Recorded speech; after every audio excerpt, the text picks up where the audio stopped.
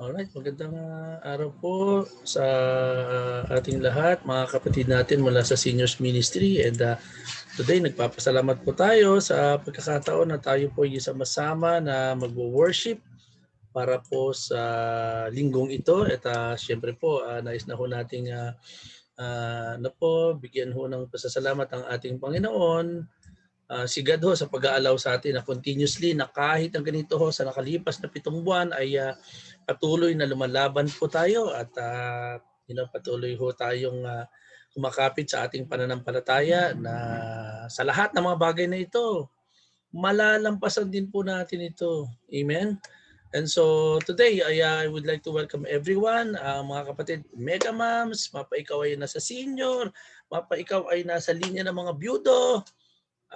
Welcome po sa ating lingguhang devotional. Bago tayo magsimula, manalangin po tayo para sa gabayan po tayo ng ating Panginoon. Let's pray. Manalangin po, let's pray. Heavenly Father, maraming salamat po sa pagkakataon na today, God, we can be able to come to you and listen and learn from your word. I pray, Father, na tulungan mo ang bawat isa sa amin na patuloy na sa inyong mga salita. Patuloy itong tumimo sa aming mga puso upang magsilbing gabay sa aming paglakad, God, bilang mga disipulo mo. I pray, Father, na patuloy na tulungan mo ang mga kapatid namin na alam ko hindi madali ang pinagdadaanan natin during pandemic, pero alam ko, God, na kung patuloy kaming kakapit at mananalig sa inyo, God, ay ingatan mo kami at malalampasan namin ang pandemya na dinadanas ang bawat isa sa amin. Maraming salamat. Bless mo po kami in Jesus' name. Amen. Alright, sige po, unahin ko na muna yung ating good news muna po. Si Tita Nene po, no, Rosario Ong, ay naka-schedule po siya na mabaptize this Sunday. So tayo po ay masayang-masaya na finally si Tita Nene ay magiging kapatid na natin at siya ho ay dineclare niya sa kanyang puso na na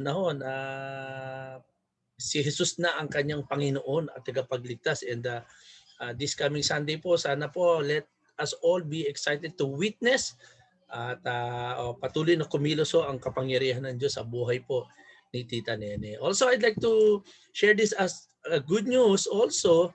Si Kuya Rolly at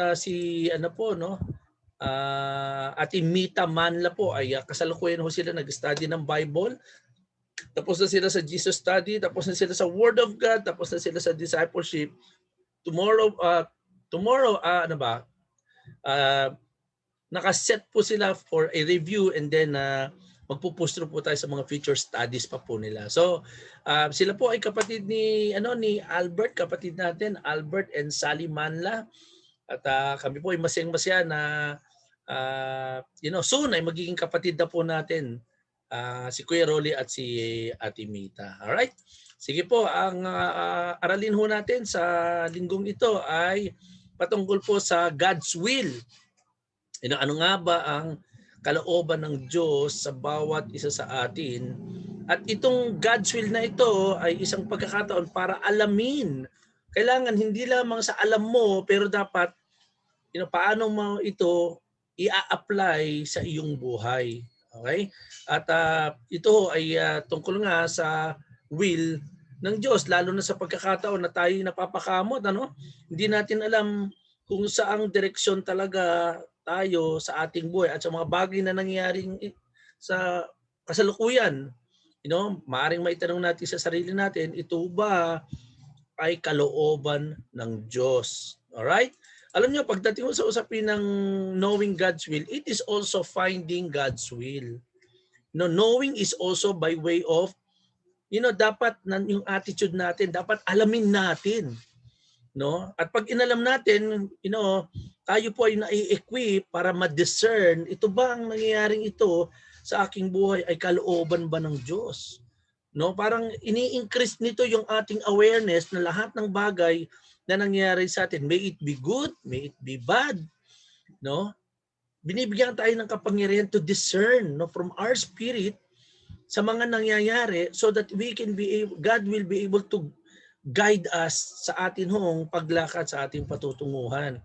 Not only this is about knowing God's will, this is also about doing God's will. So hindi lamang puro by way of intellect na nalalaman natin, natututunan natin, pero sa pamamagitan ng pag-aasa sa liksik ho ng God's will, inuudyokan din ho tayo nito na natutunan mo, nalaman mo, pero dapat ginagawa mo. Dapat po uma-align tayo sa will ni God. Kasi yun ang pinakamalaking problema natin eh. Either my will o God's will. Either my way o God's way. No? Kaya importante ho na maiset ho natin yung ating mga puso sa kung ano ang gusto ni God. God's will versus our own will. Okay? Sa Jeremiah 29, ito po ang isa sa pinakamagandang pangako ng Diyos sa bawat isa po sa atin. Ang sinasabi dito, "For I know the plans I have for you, declares the Lord. Plans to prosper you and not to harm you, plans to give you hope and a future." So ano sinasabi dito sa book of Jeremiah? For I know, alam ng Diyos, ano ang makakabuti para sa atin. Plans to prosper you and not to harm you. Plans to give you hope in the future. I know the plans I have for you. Alam ng Diyos kung ano yung nangyayari. No, kaya ito pong declaration na ito sa Jeremiah, kinokontra po nito yung yung awiting sabi sa awit, yung natutulog ba ang Diyos? Hindi ho natutulog ang Diyos, sabi ni Gary, no? Sabi dito, no. Hindi natutulog because I know, because I have better plans for you. Nangyayari ang pandemic, may plano ang Diyos, may magandang mangyayari dito. Amen? Following verse, sabi dito, then you will call on me and come and pray to me and I will listen to you. Okay? So nandun yung pagtawag. No? Para po ang kapangyarihan ng Diyos ay kumilos po sa bawat isa sa atin. Dapat po merong calling. No? Sabi dito, then you will call on me and come and pray to me and I will listen to you. Dapat po meron tayo matuto tayo dun sa tawag ng Diyos. No? Tayong lahat ay iniimbitahan na sa kanya na tayo ay tumawag sa kanya. And I will listen to you. Dapat ho nandun yung pagtawag. Ibig sabihin ho niyan, nandun ho yung total dependence on God. Ibig sabihin ho niyan, dapat meron hong complete surrendering and reliance to God. Sabi rito sa scripture na to, you will call on me. Dapat nandoon yung desire natin na lumapit sa Diyos. Kasi hindi magiging available yung hinahanap mo, God's will, kung lahat ng bagay na nangyari sa buhay mo, kinokontra mo. No, hindi mo maiintindihan na God's will na pala ito. Bakit? Kasi hindi ka naka-tune. No? Hindi ka naka-align sa gusto ni God. Ini-insist natin yung gusto natin, pinipilit natin. Kaya nga sabi, then you will call on me and come and pray to me. No? Kailangan mo siyang isik. No? Sabi dito, you will seek me and find me when you seek me with all your heart. Kailangan buo ang paghahanap mo sa Diyos para maintindihan mo ang will ni God para sa iyo. Ang will po hindi yan basta-basta dumatating. Kasi kung hindi ka nga nakaalign, kahit nasa harapan mo na, hindi mo pa rin siya maiintindihan. Kailangan nandun yung tayo po ang lalapit sa Diyos. Ang sabi niya, and I will listen to you. Alright? Sabi sa Hebrews 10, for you have need of endurance so that when you have done the will of God, you may receive what is promised. Okay? We need to have endurance. We need to have a fighting spirit. Dapat lumalaban tayo, nagsisikayo tayo. Hindi tayo easily madaling panghinaan. So that when you have done the will of God, you may receive what is promised. Ang problema po sa atin, yun ang problema sa atin. Gusto natin i-receive na agad natin what is promised to us. Tapos saka na lang yung doing the will of God. Hindi ho mangyayari yun kasi naka-sequence po tayo. By doing and obeying the will of God, unti-unti mararamdaman mo na kung papaano mo tinatanggap yung pangako ng Diyos. Pangako ng Diyos na lubos siyang makilala, pangako ng Diyos, no, na para sa ikabubuti po natin, okay, bilang mga alagad po ng Diyos. Alright? Sa Proverbs 3 verse 5 to 6, English Standard Version, trust in the Lord with all your heart. Nandun ang issue eh. 'Di ba? Yung pagtitiwala mo ng lubusan, kasi sometimes ang attitude po natin, we have the tendency to always look at the negativities. We have the tendency to easily doubt. We have the tendency to be fearful. Ha? Yun ang problema dito. Kaya nga sabi sa Proverbs, trust in the Lord with all your heart. When you want to seek God, alam nyo, ano po yan eh, ang pagtitiwala, ang pagsisik mo sa Panginoon, ano mo yan eh, hindi naman siya talaga nawawala. Nandyan lang yan eh. Kaya lang, ang problema sa atin, when we begin to entertain, doubts and fears, distractions, nagiging cloudy.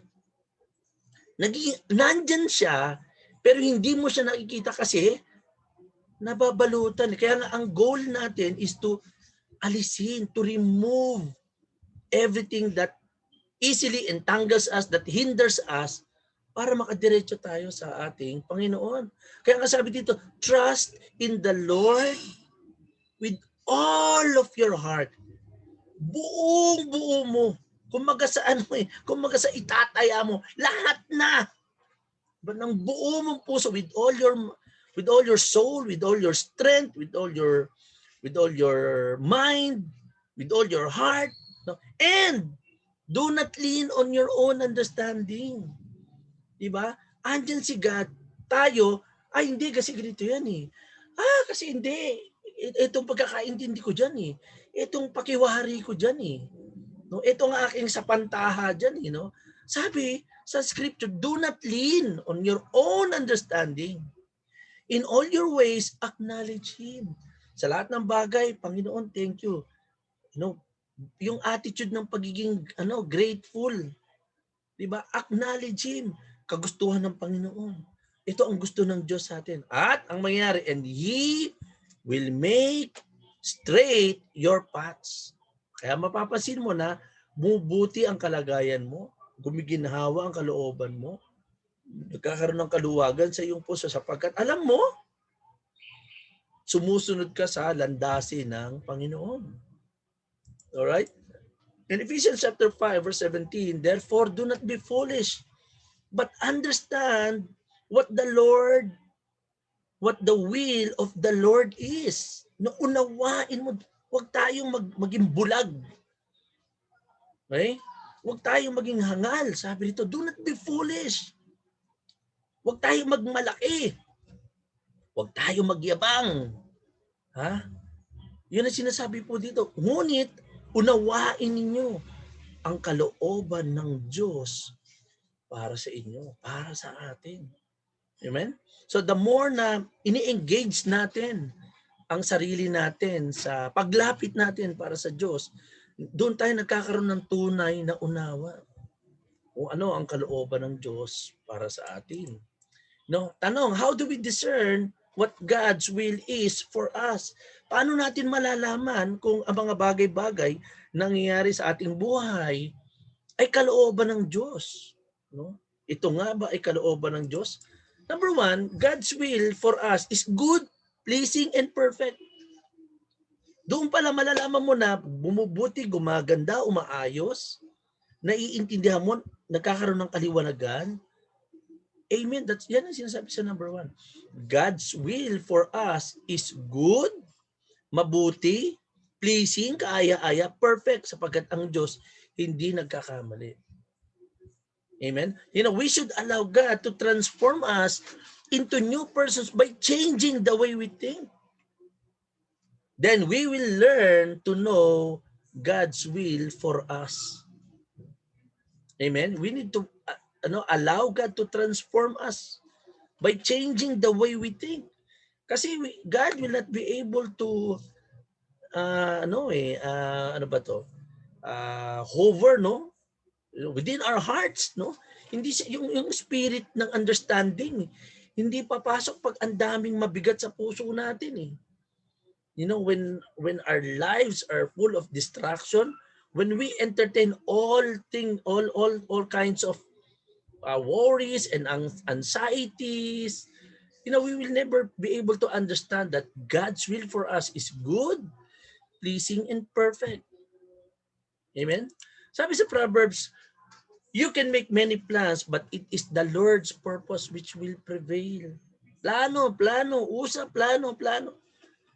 Hanggat hindi ho ina-approve ng Panginoon yan, hindi ho yan mangyayari. Kahit anong pilit mo. Ito problema, pag pinilit mo yung sayo, using your own understanding, yan ho tayo nagkakaproblema, napapahamak po tayo. At pag tayo napahamak, ganun din ho yun. Kanino din tayo lalapit? Sa ating Panginoon. Kasi yung mga tagubilin ng Panginoon sa atin, hindi natin binigyan ng atensyon. Amen? You can make many plans, but it is the Lord's purpose. Sabi nga, alam niyo yung salitang yung blessing in disguise. Sometimes may nangyari sa atin, mga bagay na napipinsala tayo. It could be by way of nagkakaroon tayo ng kasakitan, no? O kaya pagkalugi o pagkawala, no? Bakit? Kasi in the first place, hindi yan naka-align sa Panginoon. Paraan ng Diyos yan para alisin sa iyan sapagkat may nakahandang mas magandang bagay ang Panginoon sa bawat isa po sa atin. Alright? Sabi, it is the Lord's purpose which will prevail. Siya pa rin po ang masusunod. In Romans 12 verse 2, do not be conformed to the patterns of this world. Ayun pala. Doon pala yung susi. Ano nangyayari? We are conforming ourselves to the patterns of this world. Kung ano yung nangyayari sa nakakaraming tao, hindi na tayo nag-iisip na. Wala, nakikigaya na. Ay, nandun sila. Ay, sama ako. Nandun lahat ng tao. Di ba? Pero ang sabi dito, but be transformed by the renewal of your mind. Baguhin mo ang iyong kaisipan. Hayaan mo na ang salita ng Diyos ang kumilos sa iyo para mabago ang iyong pananaw. That by testing, you may discern what is the will of God. What is good, acceptable, and perfect. Amen? Following verse tayo, in point number 2, read the Bible and pray. You cannot be able to understand the will of God if you're not deeply rooted. Yung conviction mo wala sa Bible. No, lahat ng ang prinsipyo mo wala galing kung kani-kanino. Hindi natin maa-align ang sarili natin. And also by way of prayer. Tayo ang nakikipag-usap sa Diyos. Okay? The Bible contains instructions and insights on what God's will is for us. When we pray, we tell God our plans. When we read the Bible, God reveals His plan to all of us. Okay? Bible contains instructions and insights. Ito po yung napaka-importanteng bagay para tayo ingatan ng Diyos eh. No, through insights and instructions, mga gabay, no, na kailangan natin para tayo mapatnubayan, para pumalayo tayo sa pahamak. You need to ask yourself, no, ako ba ay nakakaayon ba ako sa kagustuhan ng Diyos? O pinananatili kong sarili ko ang nasusunod? Magkakaproblema po tayo pagka ganyan. Alright, in 2 Timothy chapter 3, 16 to 17, all scripture is inspired by God. This scripture is already, I think, very familiar sa ating lahat. All scripture is inspired by God and is useful to teach us what is true and to make us realize what is wrong in our lives. It corrects us when we are wrong and teaches us to do what is right. God uses it to prepare and equip His people to do every good work. Paano tayo maihahanda? Paano tayo mai-equip, mai-empower na gumawa ng mabuti? Kung ang lahat po ng ating mga gawi ay wala po sa salita ng Diyos, wala sa gabay. Wala sa panuntunan ng salita ng Diyos. And this scripture is so powerful. It helps us really, para maturuan talaga tayo na ma-align ang sarili natin mula sa will ni God. All right? And number 3, seek godly counsel. It is best that we consult our spiritual advisor, our disciple, our Bible talk leader, our house's leader, ministry leader before making major decisions. Okay? Major, lalo na. Okay?